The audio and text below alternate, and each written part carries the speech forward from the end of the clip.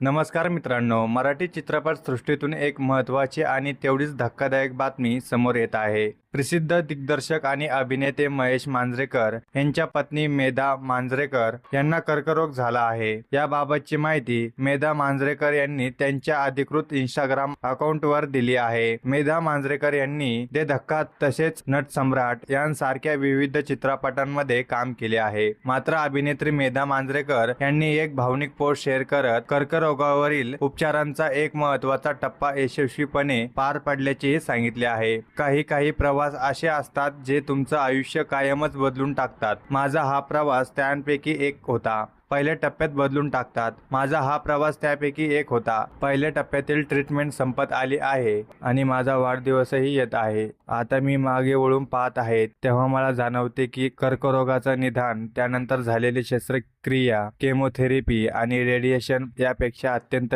कठीण काळात लोकांकडून मला मिळालेलं प्रेम, साथ आणि आशीर्वाद याचीच मला जास्त आठवण आहे. मी आता पाऊल पुढे टाकू शकणार नाही असं जेव्हा मला वाटलं त्या वेळेला माझ्या मदतीला कोणीतरी धावून आले. देवानेच माझा हात धरून मोठा आधार दिला. मी हा प्रवास एकटीने कधीच केला नाही. माझे गुरु, डॉक्टर्स, कुटुंबीय, मित्रमैत्रिणी आणि माझे पती महेश मांजरेकर यांच्या भक्कम पाठिंब्यामुळेच मला हा कठीण प्रवास पार करता आला. अशी भावनिक पोस्ट लिहित मेघा मांजरेकर यांनी सगळ्यांचे मनापासून आभार मानले आहेत. एकंदरीतच मराठी अभिनेत्री मेघा मांजरेकर यांना कर्करोगाचे निदान झालेले आहे. त्यांच्यावर सध्या पहिल्या टप्प्याचे उपचार पूर्ण झाले आहेत. तर अभिनेत्री मेघा मांजरेकर या लवकरात लवकर ठीक व्हाव्यात हीच आपण ईश्वरचरणी प्रार्थना करूया. धन्यवाद.